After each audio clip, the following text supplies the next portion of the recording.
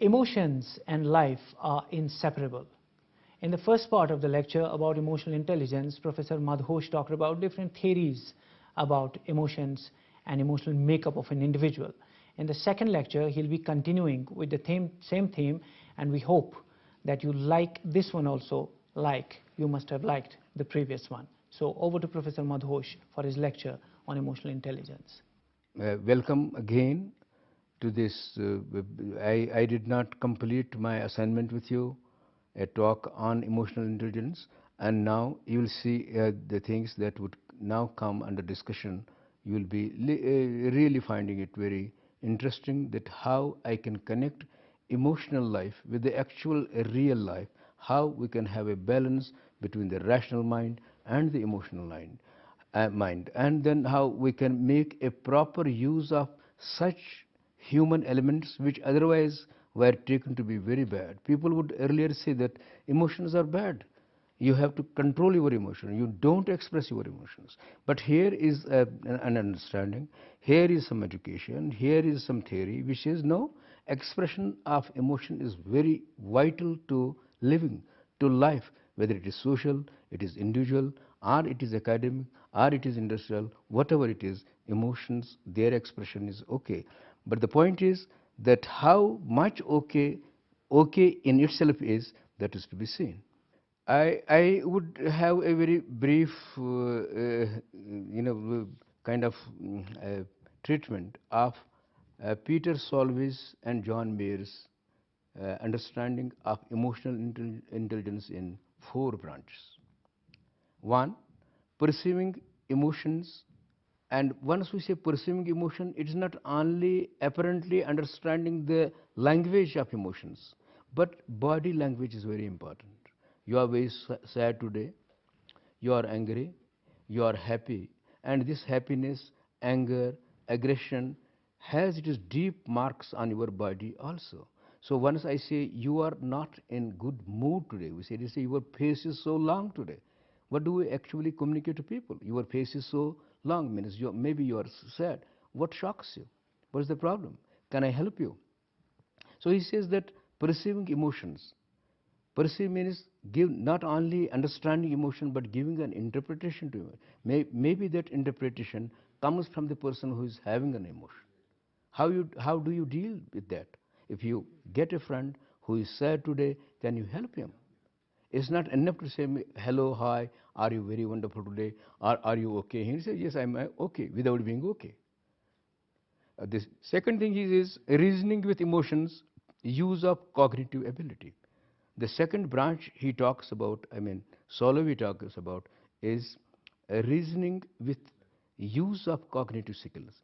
Using cognitive skills while you're trying to understand emotions, give some space to cognitive understanding as well. Cognitive understanding is that deliberately you understand certain things, you recognize things, you memorize things, you recollect things, you evaluate things, you retell things, is cognitive system in our brain. So there is a connection between brain, its cognitive properties, and emotional properties of the same mind. So it is always better that rational self and emotional self are integrated in such a fashion that you have a pleasant way of action. And the third one is understanding emotions in itself. Each emotion is to be understood that way. You see, earlier there was a theory given by James Lange theory, is generally properly known, James Lange theory of emotions, in which we found that stirred up condition of mind or stirred up condition of body is really putting you in a trouble when you find some emotion. So understanding was, is it that because under certain physical pressures you are expressing your emotional life, or as a matter of learning, as a matter of learning, as a matter of education, you are expressing or communicating some emotions. Sometimes you use that way your emotion as a tool of expression. You can be emotional without having an emotion, because you don't have any emotion but you act like having that emotion, which generally does not put you on track of right behaving are desirable behaving as such. So understanding emotions from that point of view, what is it that emotion is generated? Body or your mind are both put together. So understanding goes to that extent that understand it, while understanding, understand it deeply. And then fourth is managing emotions. Now here I'll talk about two things. One is ability of managing your own emotions and ability of managing the emotions of others. Once we talk of ability of managing my own emotions, is really how there are certain things in me, I would like to do them first. I just start prioritizing emotions. Suppose you just consider a situation in which some kind of benefit is to be given to people. Amongst those persons, you are also included. Generally, what is seen is that people would go follow in queues and for that benefit to get. But sometimes you will feel inside that let another person, here Ajaz is sitting with me, if I need a cup of tea now, cup of tea comes to me, but I find that his feeling is as well as good, as desirable as mine. I will say, Ajaz, why don't you have this cup of tea? And you see, while doing so, I am creating an atmosphere in Ajaz's mind itself, which is atmosphere of acceptability, desirability, love, and affection. Even if he doesn't need this cup of tea, that was my need, my understanding of my emotion. But he said that it's okay. I am so comfortable with you, sir. I am comfortable with you. And his saying that I am comfortable with you is really he's actually dispensing love or action of love to the kind of action I took. But on the contrary, if I just start kicking people around, reaching the goal myself, and taking all benefits first, then of course you will see what type of emotion he is dispensing.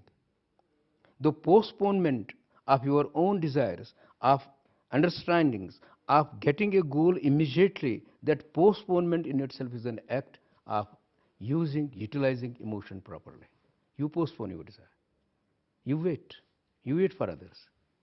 That's how you manage your own emotions. Second is managing emotions of others. That is, if you are a group leader, the best leader's quality is that he is able to manage the crisis within the organization. Crisis management is not possible because there is a person who is sitting on the chair as a chairman, as a boss, but is very strict, is very hard, therefore crisis management can be resolved. No, not at all. The best leadership quality is one who connects himself with his colleagues, with the organization, understanding them, giving some space to their ideas, including their in decision-making activities, and share with them the benefits, profits of the industry or the goods or the products he's making. And therefore, sometimes I have seen and heard people saying, sir, I personally do not work for that I'm getting some work done for you, sir. This work I'm doing for you alone, sir. When he says I am doing this job for you alone, sir, means he is first connecting himself with the boss or with the leader, and the product is there, and the quality of product goes high and high. Why? Because the leader was trained that way.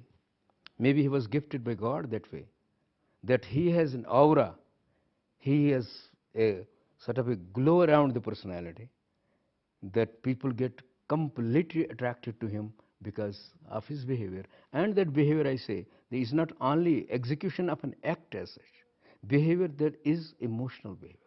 How he deals with his own emotions, how he manages the emotions of others. You will not find a crisis situation. And this must be in your notice and your experience also, that many a times we find in a very small school situation where a child is shifted from one teacher to another teacher, the teacher starts, child starts crying. Because the separation from home and the child, that separation protest was there because he was first separated from mother. Now once he was sent to the school, He got attached to another teacher there, who again was a madam, and that the love and the connection was so strong that whatever he did for the madam aside. And then you shifted him from that teacher to another teacher, and there is a cry. Oh, why was he is crying? Why? Because I want that madam again with whom I was connected. So what was important? Now many a times we have found even performance curve goes down. Of this child performance curve goes down. Therefore there is a protest. Bring that madam back, or at least shift that madam to that class. Now I have been shifted to. You go to some industrial situation. Here again, if you find there's a leader of love, a leader who is very attractive that way, a leader who has a direct human magnetism in which people get attracted to him. Once he is shifted, once he is transferred, you have a huge crisis in the management system. The whole thing falls. Their quality in product falls, their performance level falls, their even momentary attention to different types of products which otherwise they would give, that falls down. Not only that, some of the people who are more nearer to the leader, they lose even their own physical health.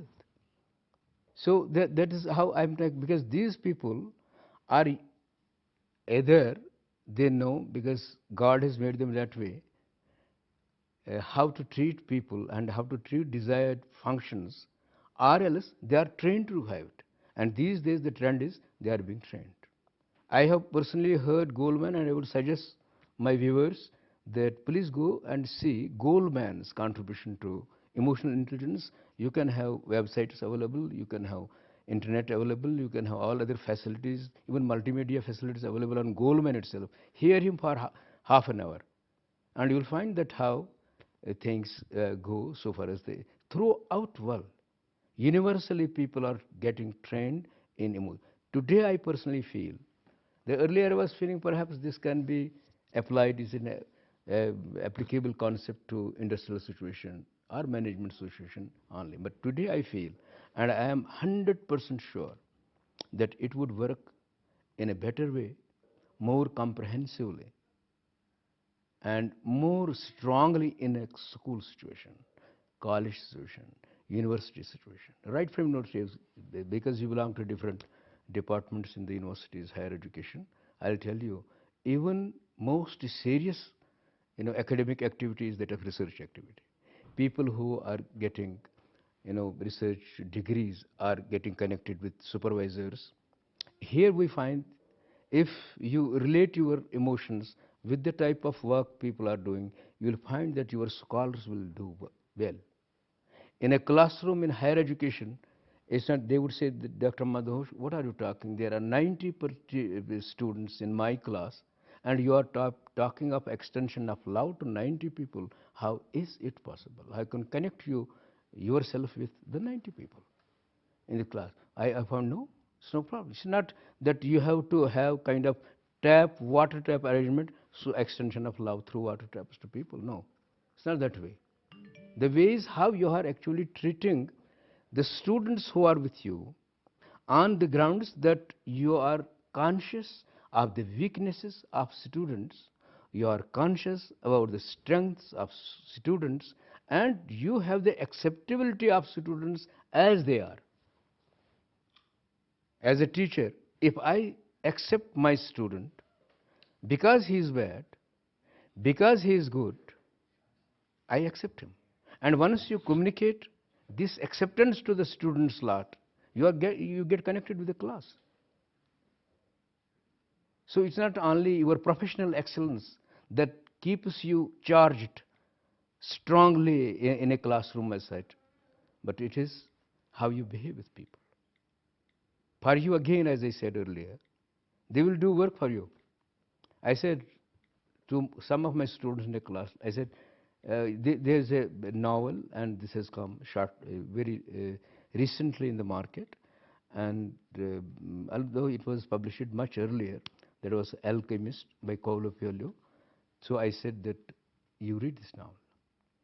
A student says, sir, for you I will read it, and give me 2 nights only. And I tell you that yes, it did. She did read it for 2 nights. After 2 nights, she came to me and discussed the theme. of the noun. It was wonderful because now this actually remained outside the field of her specialization or excellence. But she knew how even these things add to the excellence of mind. Finally, you have to be fully functional. And when I say fully functional, means fully functional and it is tests your immediate society. I am functionally very effective in society. Personally, I am happy because I have been given a chance, an opportunity to understand myself, to realize myself. One. Second, that since I am personally happy, being personally happy, my production is good, it is quality is worthwhile, therefore I am socially effective also. So putting all these things together, happiness, that is your happiness, and quality considerations of your action or your products. Third, that you get connected with the society, you become fully functional. And that too, psychologically speaking, is the optimum development of the individual. You cannot neglect, you cannot avoid, you cannot escape your emotional life.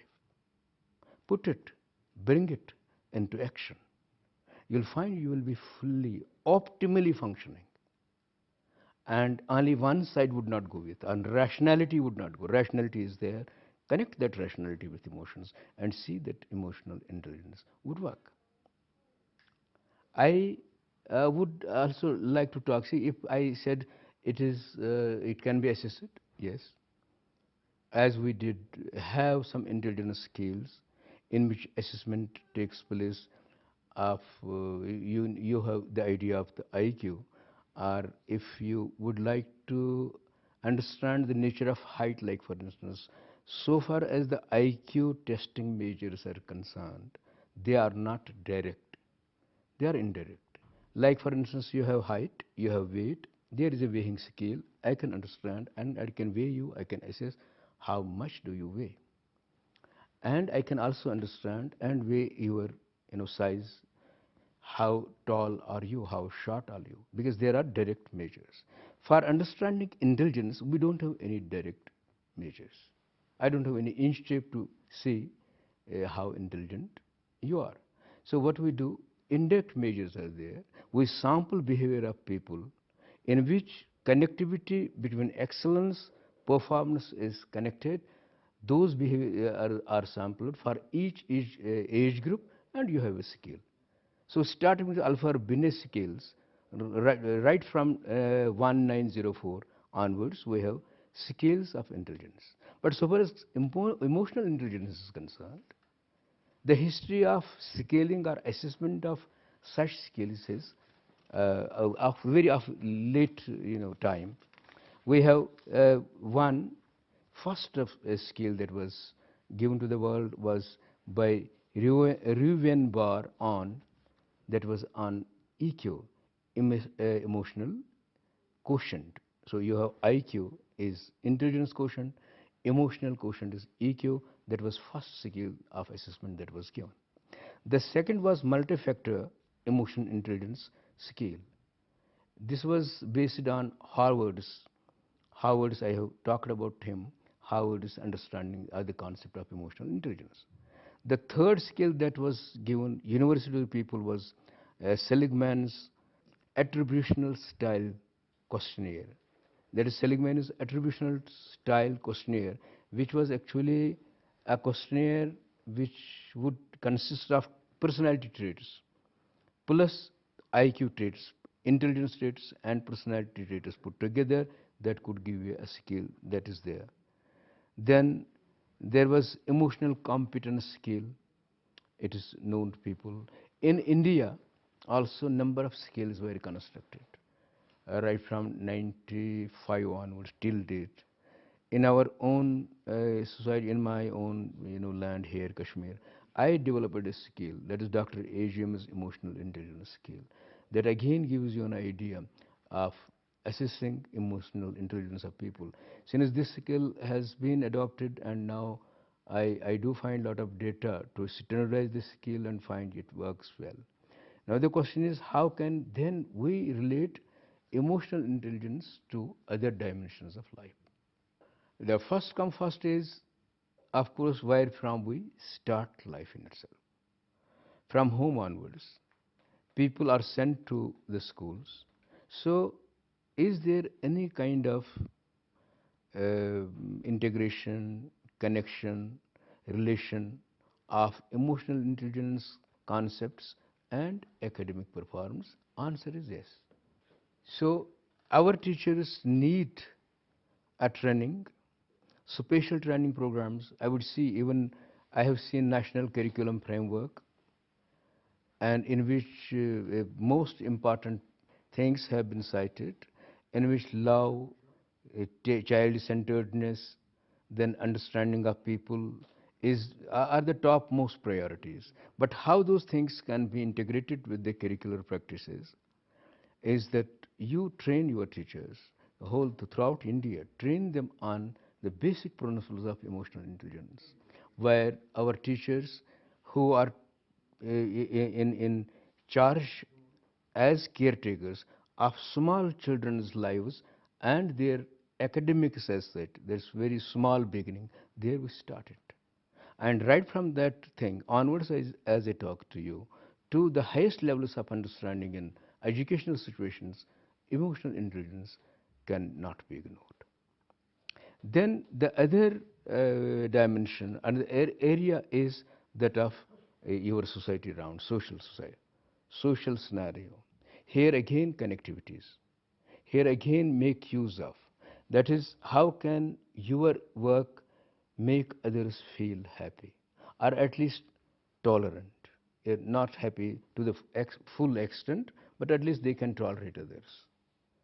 And then through society, what is your view? How do you critically appreciate your belief system? You see, sometimes you go so much deep into your belief systems, so get emotionally involved in certain things that you cannot understand properly how to act or even react. So we shall have to understand our belief system. And that belief system, a rational, calm emotional treatment, in which you feel, if you feel that you can change on certain moment, on certain occasion, yes, of course. If that is for constructive change in you and the people around you, okay, this is good. That I would say that here is a person who is really and truly empowered. The empowerment of people and individuals and groups would mean really that they are capable of appraising critically their own belief or faith system. And once you do that, you either become conventional, no harm, no objection, or you become modifiers. You will accept certain beliefs, certain norms, certain standards after modification, no problem. You can just show the way or the path. Or third, revolutionary. You can revolutionize the whole thing and build up your own. Again, there is no problem. All these three modes of behavior are emotionally based. Whether you become conventional, happy, no friction, no problem. Or you become, modifier, again no problem, because you give a new essence to life, new meaning to life. Or else revolutionary. You don't agree with what is there, therefore you give a new system. People will see whether that new system has any strength in it. Okay, if it has, acceptable. Not, then not acceptable. And this is what I could give you in this very small kind of time I was allowed to talk to you. I'm very happy personally that feel, yes, there are lots of people hearing me.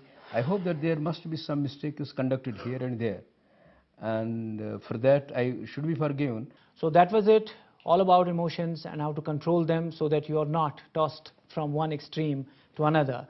After all, there's a lot of intelligence that's involved in controlling your emotions lest you become more impulsive and more tempestuous. It is all the question of controlling your behavior to become better, more genial human beings. Thank you very much.